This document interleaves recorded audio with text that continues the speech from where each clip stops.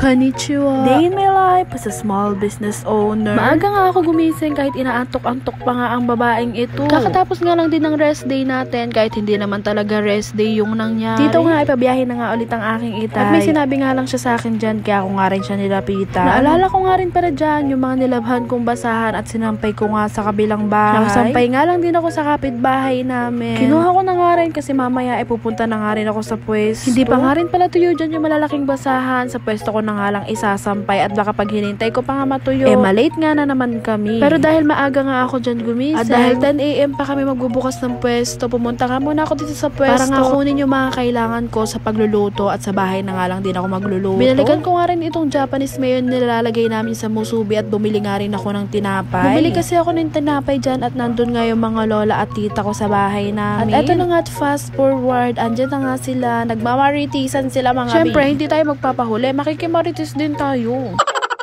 Nagtimpla na nga rin ako ng kape ko dyan para nga doon na nga rin humarap sa kanila. Magkakape nga lang din ako dito saglit at susunod nga aasikasuhin ko nga yung ating pastil. Dahil 10 AM pa nga yung bukas ng pwesto, dito ko na nga rin iluluto sa bahay yung pastil para pagpasok namin sa pwesto magsasaing na lang kami ng kanin. Medyo matagal nga kasi talaga tong lutuin yung pastil namin. Dito nga inilibot na nga rin ng kuya ko yung pamangkin ko. Inabot ko nga sa lolo ko kaso nga lang hindi niya na daw kaya at mabigat na nga daw si Sayo. Abay syempre naman, manang-mana sa tita. Pero usog nga sa pamangkin kung sobrang lusog. Yan nga yung nag-iisa naming pamangkin sa side ng nanay ko at siya nga ang panganay sa mga pamangkin. Yes nga lang din sila ni kuya. Si kuya nga ang panganay sa amin magpipinsan. Yan ang panganay na apo sa tuhod ng lolo ko at si kuya ang panganay na apo niya. Napakapugi! At ayan nga't fast forward nandito na nga ako sa pwesto. Hindi ko na nga rin na-videohan lahat at marami pa talagang kailangan asikasuhin. Nakapagsaing na nga rin ako dyan ng kanin. At eto na nga rin agad yung buena mano namin. May bumili nga dyan agad ang 2 chicken pastil. Mabili nga talaga yung chicken pastil dito sa pwesto. At sobrang mura lang kasi talaga, budget meal lang, 30 pesos lang ang isang styro. Ito nga hindi na nga rin nagtagal, may bumili nga sa amin na 8 pieces na chicken pastil. Ay talaga namang bentang-benta ang pastil natin dito for today's video. Mananawa ka na lang talaga kakanood ng vlog ko at puro pastil lang ang makikita mo.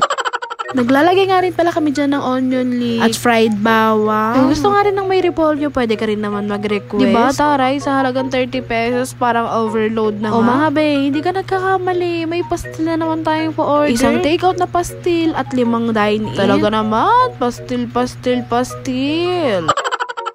Di naman sa pagmamayabang pero oo, maputla yung pastil namin minsan pero wala naman sa itsura yan, nasa lasa yan. Walang katapusan na pastil na ang nakikita dito nyo. Nga meron nga na naman mga estudyante, suki na nga rin namin. Order nga sa amin ng marupok package. Ang marupok package nga namin ay 75 pesos ang lang. Ang 75 pesos mo nga ay may french fries ka na, may cheeseburger at may fruity soda ka pa mga bi. 4 na estudyante nga ng Mamerto ang bumili sa amin na madalas nga nagda-dine-in sila dito. At ngayon nga lang din sila nag-take out. Natutuwa nga ako sa nila kapag nagda-dine-in nga sila kasi nagpe-pray nga muna sila bago nga sila kumain. Abay, ilang barangay pa nga rin yung dinaanan nila bago nga makarating dito sa pwesto. Kaya thank you so much sa inyo. Ayan nga sila galing pa sa school. Sobrang na-appreciate ko kay mga bata na to at ilang beses na nga ito bumabalik dito sa pwesto para nga rin kumain. May birthday nga rin pala sa kanila nung nagpunta sila dito and belated happy birthday sa iyo. Make-out na nga lang din nila yung order nila at baka malate nga daw sila sa school. Medyo malayo-layo din kasi sila dito sa amin. Mga 20 to 30 minutes siguro. Hindi ko sure kung ilang minutes yung biyahe. At ito habang may customer nga kami, kakain na nga rin kami ng tanghalian. Matagal pa rin kasi talaga iluto yung fries kaya nga kakain nga muna kami. Dito na nga rin kami kumain sa loob at binabantayan nga rin namin yung niluluto namin. Shoutout nga sa kasama ko dyan kay Clarice. Talaga naman, pasilip-silip talaga siya. Shy type din yan eh. Dahil hindi nga rin ako nakabili ng ulam namin, nagpastil na nga lang kami at meron nga ring dilata dito. Finally nga tatapos na namin lutuin yung fries. Nagsama-sama na nga rin siya lutuin at eto nga hinahati-hati nga ni Clarice. 5 cheesy fries yung order nila dyan at isang alboruto package. Sukin na nga rin namin yung mga mamshi na to. Kasi madalas dito sila tumatambay sa pwesto habang hinihintay nga nila yung kanilang mga junakis. Madalas nga nilang bilhin dyan yan ng fries, alboruto, tsaka burger.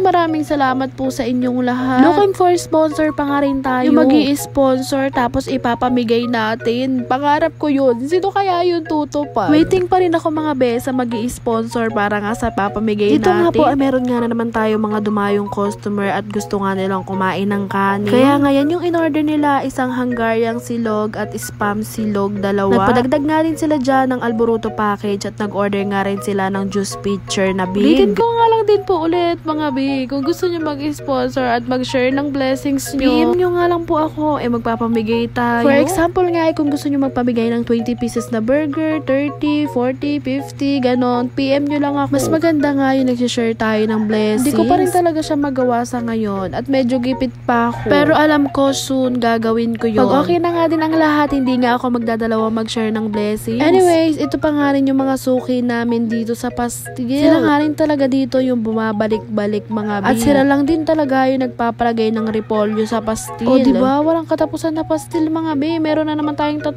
pa-order. Dilipot na rin na naman pala ni kuya dito sa pwesto yung baby niya. Kaya nga eto, nilalaro-laro muna namin baby hanggat wala nga kaming customer. Abay, tuwang-tuwa nga ang baby Zion sa tita Pat niya at sa ninong niya. Nga rin pala ni kuya na ninong nga itong boyfriend. Tinanong ko nga rin kay kuya kung bakit ako hindi niya ako kinuhang ninang. Abay, ganun na rin daw kasi talaga yun. Pag mag-asawa na nga daw kami ni Bininang na daw ako. Ay naman yun. At ito na nga rin yung last order namin. Isang couple meal nga na ikaw ang bahala. 175 pesos nga lang din yan. May kasama na nga rin juice pitcher. At yung Hungarian overload namin ay 55 pesos nga lang din. Hanggang dito na nga lang po ulit. Ingat po kayo palagi.